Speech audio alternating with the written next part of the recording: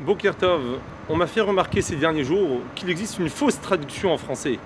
En effet, la religion juive comme d'autres religions, on appelle ça en français une religion. Mais quelle est l'étymologie du terme religion? Un lien.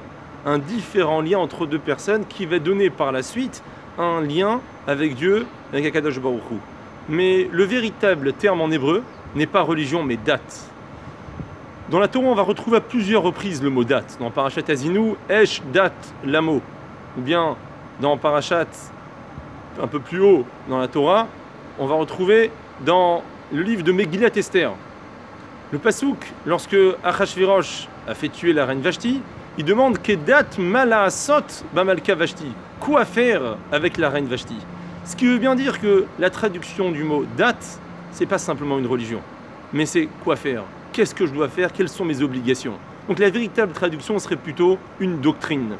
Et c'est pas par hasard que Klal Israël a un lien aussi fort avec Akadosh Baruch Hu. Comme dit le Midrash au début de cette paracha, après qu'il ait prouvé de différents psukim, Beshlosha Dvarim Nitna Torah le Israël. À travers trois choses, la Torah a été transmise au peuple juif. Ba'esh, Bamaim ou Bamidbar. Par le feu, à travers l'eau et à travers le désert. Et Rabbi Meir Shapira explique l'idée de ce Midrash. Qu'est-ce qui a forgé au Klal Israël un caractère aussi fort, une résistance à toutes les situations? Le feu dans lequel Avraham Avinu s'est jeté. C'est ce qui va permettre à tout le peuple juif par la suite, avoir cette force de ne pas abdiquer sa foi et être prêt à se jeter dans le feu. Bamidbar à la fin, mais Bamaim dans les eaux.